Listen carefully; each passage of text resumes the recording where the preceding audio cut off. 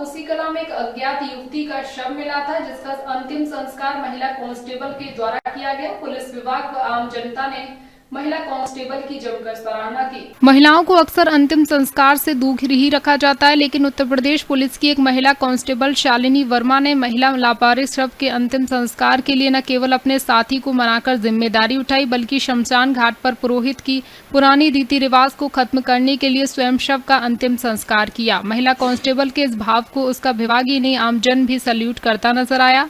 दरअसल हुआ यूं कि कोसीकला थाना क्षेत्र के शेर नगर में शालिनी वर्मा किरणपाल सिंह खुर्जा को 11 अप्रैल को एक 22 वर्षीय युवती का शव मिला था, जिसका पोस्टमार्टम कराया और शव को निर्धारित समय तक शिनाख्त के लिए रखा।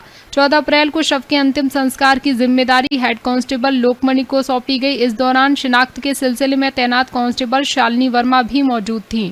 शिनाख्त न होने पर शव के अंतिम संस्कार करने की इच्छा महिला कांस्टेबल शालिनी वर्मा ने सहकर्मी हेड कांस्टेबल लोकमणि के समक्ष रखी, लेकिन जब शव को लेकर बंगाली घाट पहुंचे तो मौजूद शमशान पुरोहित ने कांस्टेबल शालिनी वर्मा को महिलाओं के शमशान में न जाने और उनके द्वारा अंतिम संस्कार न किए जाने की बात कही। पुरोहित ने सम्मान किया और लावारिस शव के अंतिम संस्कार के लिए कांस्टेबल शालिनी वर्मा ने कहा, शमशान में न जाने के पीछे रूढ़िवादी पुरानी परंपरा है। महिलाओं को कोमल मन होने के कारण उन्हें शमशान में नहीं जाने दिया जाता, लेकिन गीता में भगवान श्री कृष्ण ने कहा है कि परिवर्तन स्वयं के लाने से होगा। रूढ़िवादिता से परिवर्तन के लिए ही ये निर्णय है। इसमें उन्होंने कहा कि मेरे पिता किरणपाल सिंह व मेरे विभाग ने मेरा सहयोग किया और शाबाशी देते हुए उत्साहवर्धन किया।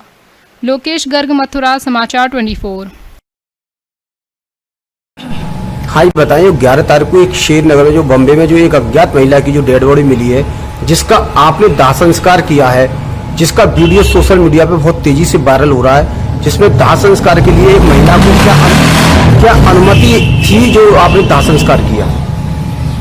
11 तारीख को थाना कोसीकला के चौकी क्षेत्र है शाहपुर, उसमें एक गांव पड़ता है शेरनगर, उसमें बम्बे में एक डेड बॉडी बहती हुई मिली थी अज्ञात महिला की। उसकी उम्र थी 22 साल।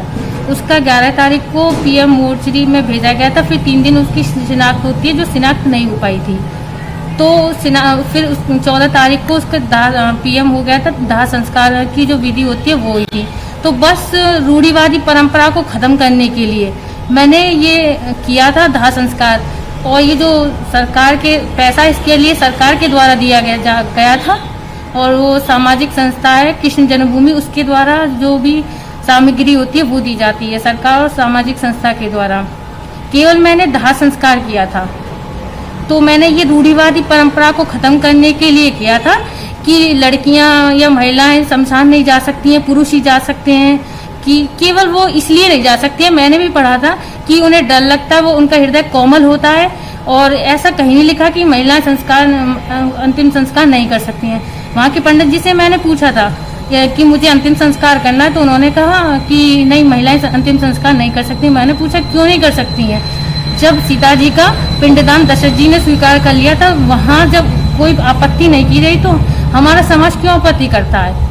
तो मैंने उसी परंपरा को बदलने के लिए तो फिर पंडित जी ने मना कर दिया था। मैंने कहा ऐसा कुछ नहीं है, मैंने भी पढ़ा है। तो फिर मेरे साथ के हेड कांस्टेबल लोकमन भैया थे और जीआरपी के 2 सर और थे, उन्होंने मेरा सपोर्ट किया, और पंडित जी से मतलब वो मना कर रहे थे, उस चीज़ में मेरा सपोर्ट किया।